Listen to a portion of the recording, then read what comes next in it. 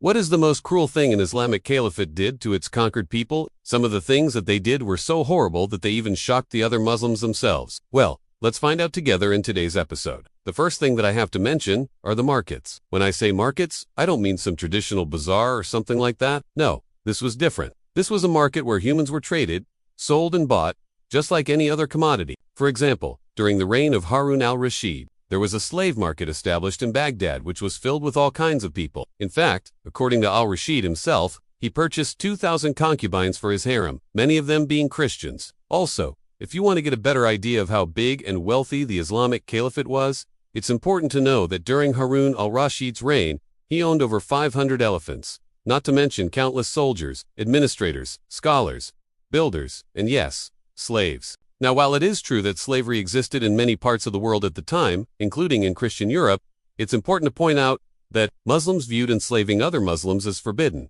But they didn't have the same restrictions when it came to and since the Islamic Caliphate expanded so rapidly, well, they ended up with quite a lot of slaves throughout their domains.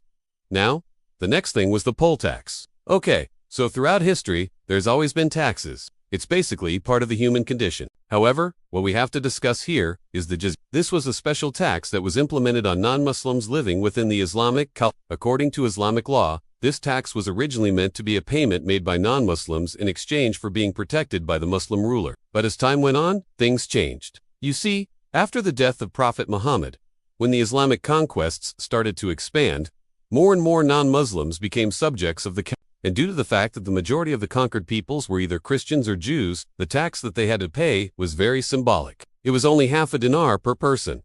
That way, the caliphate didn't really gain much revenue from this tax. However, as the centuries went on, the amount of wealth that the Islamic Caliphate possessed increased, which led to the raising of the jizya tax. Now, mind you, paying a higher tax wasn't really a problem if you were a rich merchant or something. But most of the times it was the poor and the elderly who ended up having to pay this tax. Not to mention the fact that the authorities would often demand extra payments for services that they provided. So, essentially, if you were poor and old and you couldn't work, you would have to pay a pretty high tax just so you wouldn't get harassed. And yeah, the worst part was that this tax had to be paid annually. And speaking about getting harassed, next on the list we have pillage and plunder. So, one of the most common ways that the Islamic armies got funded throughout their conquests were through pillaging and plundering.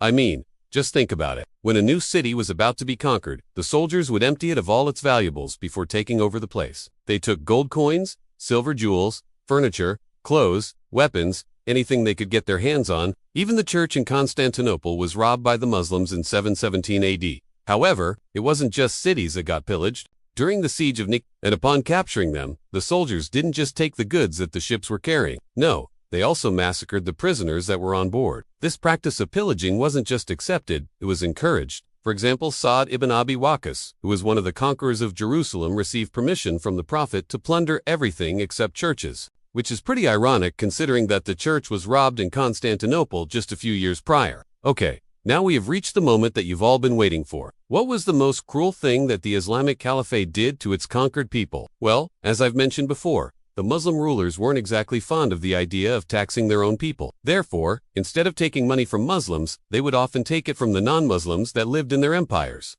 And one of the ways they did that was through forced labor. You see, if you were a Muslim subject of the you were excused from paying your share of the taxes through working for the state. It wasn't really a good situation, but at least it was better than what the non-Muslims got.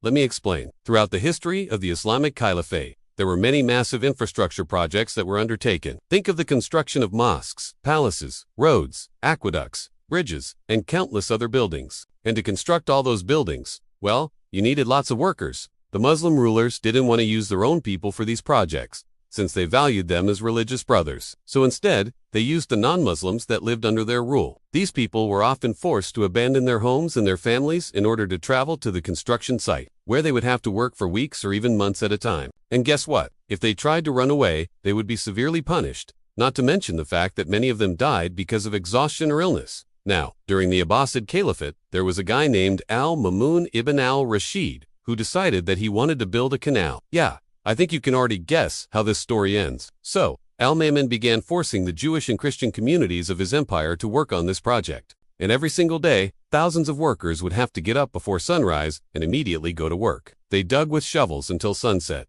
and then they slept on the ground, ate whatever they could find, and prayed that they wouldn't die anytime soon. Do you want to see something funny? Once the canal was finished, Mamorn decided that it wasn't wide enough, so he forced everyone to start digging it again. It was a never-ending nightmare. Now, some of you might be thinking, okay, we get it. The Islamic Caliphate wasn't exactly kind to its non-Muslim subjects. But what about when they conquered Muslim lands? How were the people treated then? Well, this is where things get a bit tricky, because it depends on which caliphate we're talking about. And when, for example, when the Umayyad Caliphate conquered Persia, the people there were pretty much screwed. You see, the Umayyad rulers viewed the Persians as inferior to them, so they didn't really treat them well. On top of that, the fact that the conquerors were Arabs didn't really help either. However, later on, when the Abbasid Caliphate came into power, they encouraged cultural exchange between the Muslims and the Persians, which led to the flourishing of science, art, literature, architecture, and philosophy. Therefore, it is safe to say that the treatment of the conquered people depended on the ruler in the time period we were talking about. Sometimes the conquerors were generous, and sometimes they were not. In conclusion, I would say that the most cruel thing that the Islamic caliphates did to their conquered people was to force them into labor. Not only was this a terrible thing to do, but it was also counterproductive because it often led to rebellions and uprisings. I mean, you wouldn't be too happy if someone forced you to leave your home and work on some random project without getting paid. Of course not. Anyways, if you enjoyed this video, make sure to subscribe and leave a comment down below about what you think the most cruel thing that the Caliphate did to its conquered people was. And if you want to support us even more, we have a Patreon where you can get some cool perks. Thanks for watching, and I'll see you in the next one.